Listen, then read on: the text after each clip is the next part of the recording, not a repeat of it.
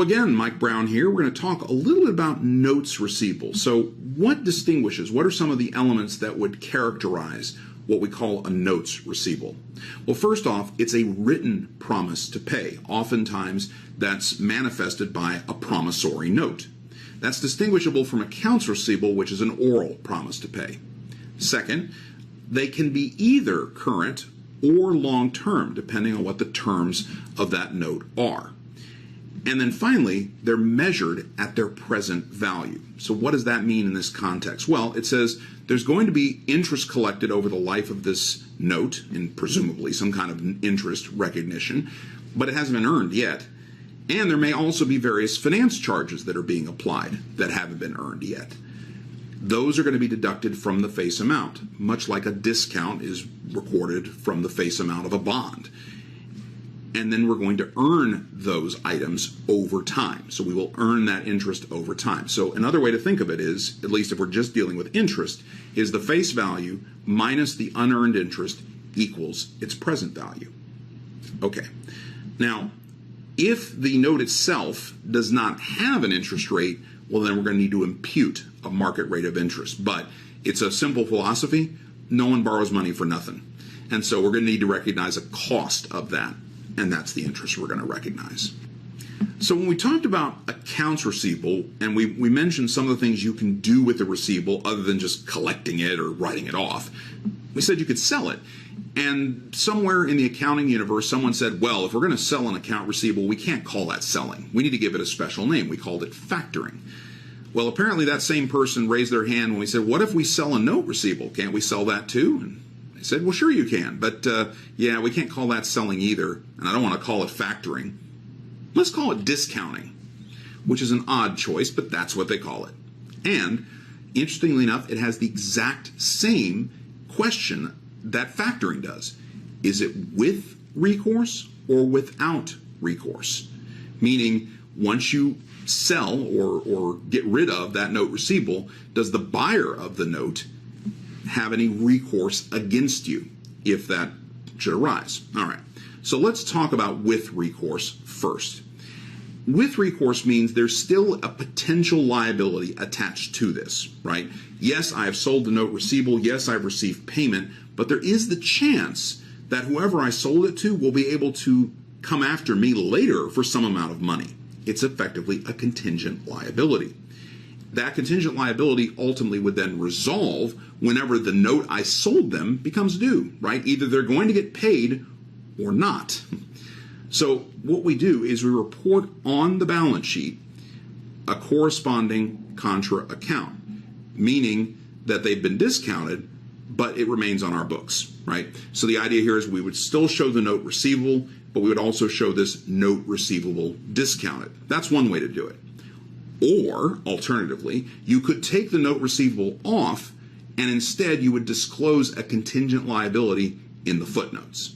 So a couple different ways to handle it. All right, so that's with recourse.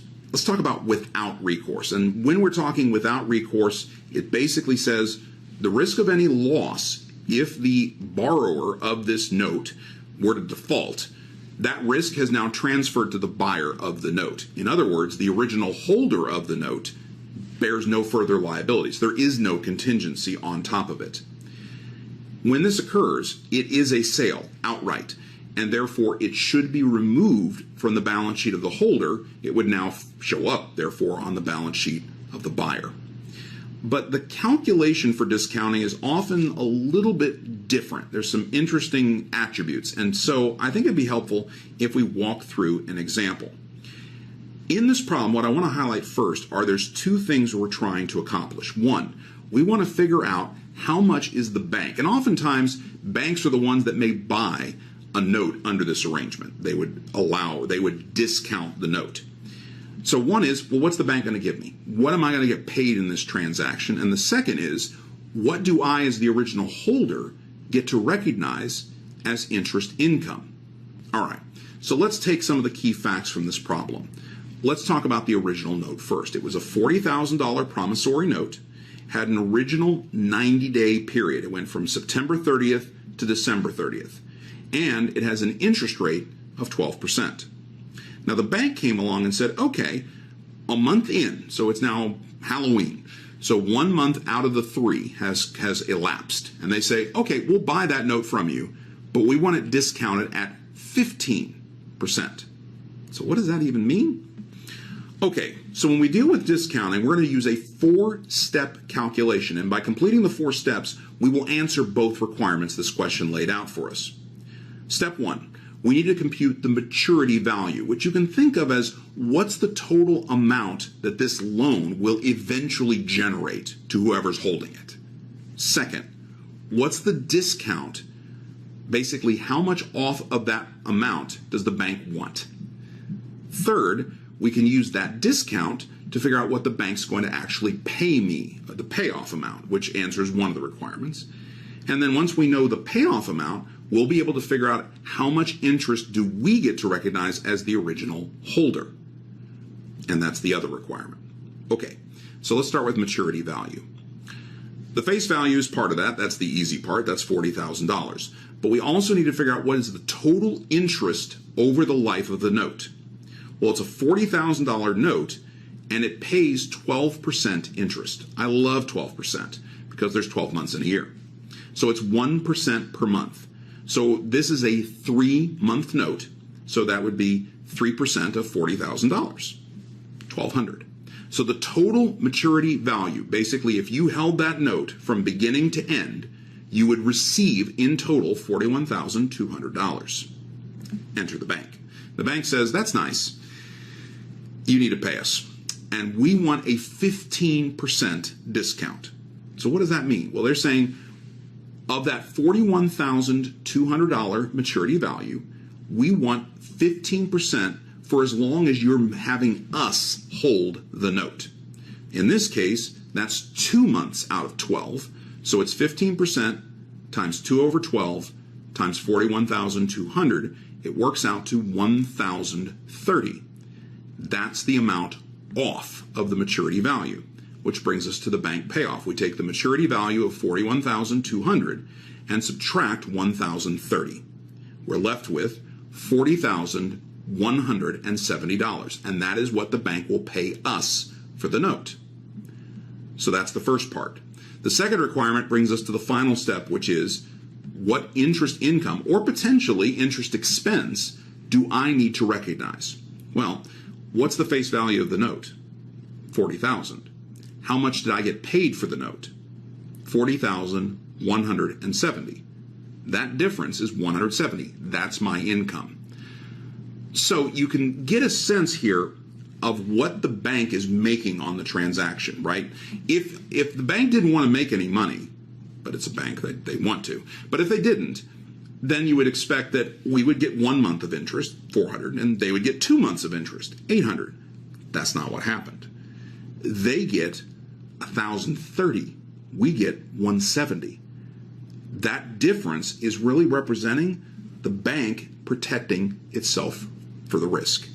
It figures it's going to get paid, but it has to take that possibility that maybe once in a while we buy a note that goes bad. We don't want to do that. Hopefully the bank does its good due diligence and avoids that scenario, but it acknowledges, yeah, it could happen. Moreover, the bank says, yeah, we actually want to, we're doing you a favor. We want to make some money on the deal regardless. So you can almost think of that extra as profit in a fashion.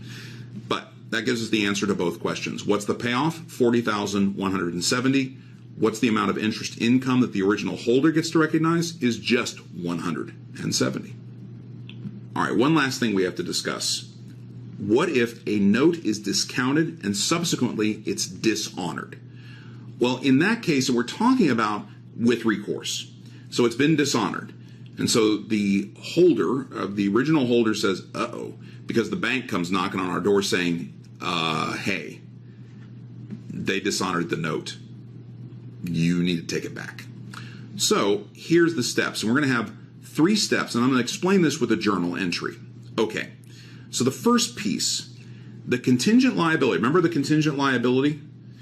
It's sitting there, right? So we're going to remove that, and we're going to take care of that by saying, well, we're now going to debit a note receivable. We're going to call that note receivable dishonored. And usually what that represents is, well, we're not going to write off the note. We might end up writing it off outright. But what we really are thinking here is, okay, we're not going to get the full amount. Or maybe the bank says, look, we'll still try to collect it, but we want to renegotiate. In any case, it's now what we think is the estimable, recoverable amount of the note. So that's part of it. And we need to credit notes receivable. So those are the pieces. Let's make up some numbers just to kind of bring this to life. So let's say that originally the note receivable was on our books for $100,000 and we had discounted it to the bank, but because it was with recourse, we had originally created an allowance. We called it the discount on note receivable. We said, yep, when we sold it to the bank, we sold it for $10,000 under that. So the bank said, sure, okay. Now it's gone bad. So what happens? We get rid of the note receivable, we get rid of the note receivable discounted, and now we have to establish the note receivable dishonored. Now let's just say that the note went really bad, and in fact we're only going to be able to collect. We think it's only worth half. It's worth $50,000. Then we have the last piece. If what we think is collectible, and it probably will be, is less than the settlement amount, there's a loss, which makes sense. If it goes bad like this and we're left holding the bag, of course it's our loss. So if you look at my example, we have the $10,000 debit removing the discounted note. We have the $50,000 establishing the dishonored receivable. And then we have the original receivable going away. We're left with $40,000. In this example, that's the loss. So that's what happens should a note receivable that's been discounted with recourse ultimately become dishonored, how that needs to be accounted for on our books.